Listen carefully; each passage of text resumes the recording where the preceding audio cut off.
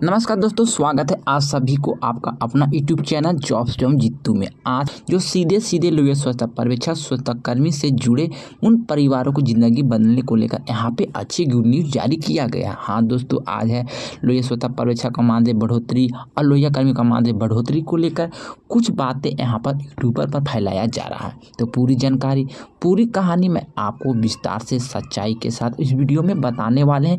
क्या लोहिया स्वच्छता पर्यवेक्षक स्वच्छता कर्मी का मानदेय बढ़ा है या नहीं बढ़ा है, तो बढ़ा है तो कितना बढ़ा है और कहाँ तक ये बातें सही है, सारा इन्फॉर्मेशन, सारा जानकारी वीडियो में देंगे। लेकिन आपसे छोटी सी रिक्वेस्ट करेंगे कि अगर आप लोग चैनल पर पहली बार जुड़े हैं तो कृपया करके चैनल को सब्सक्राइब कीजिएगा। वीडियो पसंद आएंगे तो वीडियो को लाइक कीजिएगा, वीडियो को शेयर कीजिएगा। तो दोस्तों चलते हैं उस पूरी जानकारी की ओर जहाँ से मैं आपको सारा इन्फॉर्मेशन, सारा जानकारी विस्तार से देने वाले हैं। तो दोस्तों लोहिया स्वच्छता पर्यवेक्षक स्वच्छता कर्मी को आप लोग जानते ही होंगे, क्योंकि लोहिया स्वच्छता पर्यवेक्षक स्वच्छता कर्मी हर जिले में बहुत बड़ी संख्या में बहाली की गई थी। और ये बहाली आपको मालूम होगा या नहीं है तो मैं आपको बता देना चाहता हूँ। ये योजना 2018 और 19 में शुरू की गई थी, जिसका उद्देश्य था हर गांव में स्वच्छता का संदेश पहुंचाना, खुले में शौच को समाप्त करना और ग्राम स्तर पर ठोस तरल अपशिष्ट प्रबंधन को सुदृढ़ करना। इस योजना के अंतर्गत दो प्रमुख स्तर के कर्मी काम करते हैं। एक था पर्यवेक्षक, जो कि ब्लॉक स्तर, पंचायत स्तर पर पूरी व्यवस्था की निगरानी करते हैं। वही लोहिया कर्मी जो कि सीधे गांव जाकर सफाई, अपशिष्ट प्रबंधन, जन जागरूकता का कार्य करते हैं। इन कर्मियों का काम सिर्फ झाड़ू लगाना, कचरा उठाना नहीं है, बल्कि वे हर दिन गांव की सेहत पर पहरा देते हैं। कभी वे नाले की सफाई करते हैं, कभी कचरे को वैज्ञानिक निपटाने को सिखाते हैं, कभी लोगों को बीमारी से बचाने का भी सलाह देते हैं। लेकिन अफसोस की बात यह है कि इतने महत्वपूर्ण काम के बावजूद भी इन कर्मियों का मानदेय बेहद ही कम है। कई जिला में लोहिया कर्मी को सिर्फ 3,000 और 5,000 रुपये ही मिलते हैं। वही पर्यवेक्षक को मुश्किल से 7,000 और 9,000 रुपया प्रतिमाह दिया जाता है। वो भी आपको 6 महीना 8 महीना के बाद मानदेय मिलता है। महंगाई के इस दौर में एक परिवार का मासिक खर्च कम से कम 12 से 15,000 रुपया चल जाता है।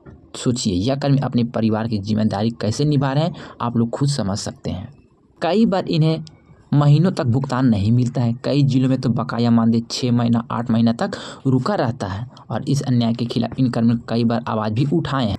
उन्होंने जिला मुख्यालय पर धरना दिया, पटना में प्रदर्शन किया, कई बार मीडिया के सामने अपनी व्यवस्था रखी। हम भी इंसान हैं, हमें भी सम्मान चाहिए, हमारा भी परिवार है। दोस्तों यह मानदेय बढ़ोतरी अचानक नहीं हुई थी, यह लोहिया कर्मियों की एकजुटता और लगातार संघर्ष का परिणाम था। यानी कि आप लोग का मानदेय 2023 और 24 के दौरान कई बार लोहिया स्वच्छता पर्यवेक्षक स्वच्छता कर्मी ने वेतन वृद्धि, अस्थायीकरण, बकाया भुगतान की मांग को लेकर आंदोलन किया था। पटना के गांधी मैदान से लेकर जिला स्तर तक प्रदर्शन हुआ।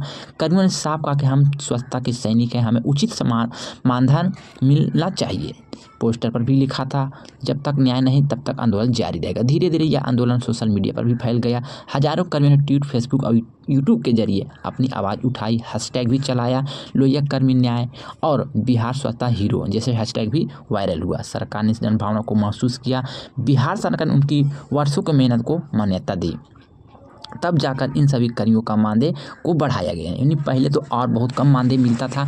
पर्यवेक्षक का मात्र 7,000 रुपये प्रतिमाह दिया जाता था। अगर आप लोग लोहिया कर्मी थे तो आप लोग का मानदेय मात्र 3,000 रुपये ही मिलता था।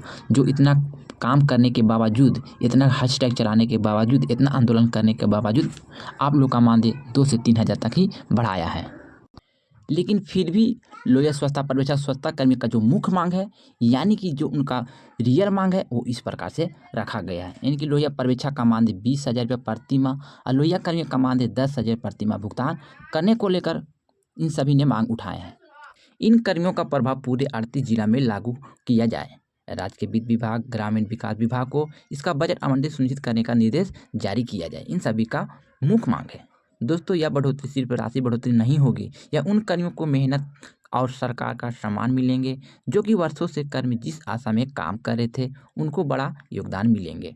दोस्तों सूत्र के अनुसार चुनाव के बाद 450 करोड़ का वार्षिक बजट प्रावधान किया जाएगा। यह राशि लोहिया स्वच्छता मिशन यानी कि LSB के अंतर्गत राज्यांश के रूप में दी जाएगी, जिसे हर जिले के जिला मुख्यालय कार्यक्रम प्रबंधक को निर्देशित किया गया है।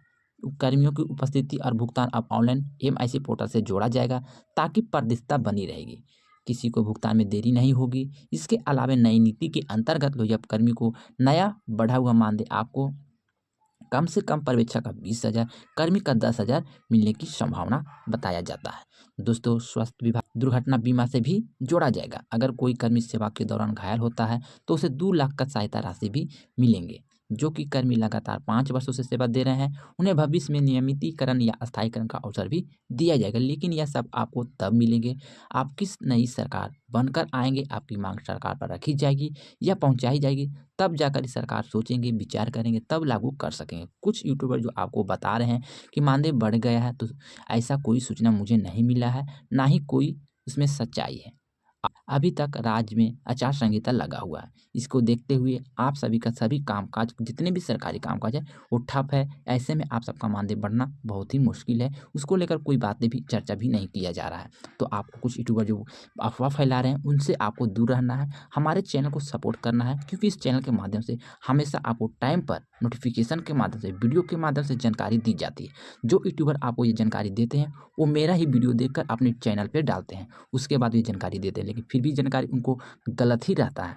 तो उनसे मैं भी आग्रह करते हैं कि आप गलत अफवाह को ना फैलाएं, क्योंकि अभी आचार संहिता राज्य में लगा हुआ है, जिससे लेकर कोई भी सरकारी कामकाज को नहीं किया जा रहा है। और ऐसे में मानदेय बढ़ाना उनका बेहद ही अफवाहजनक है।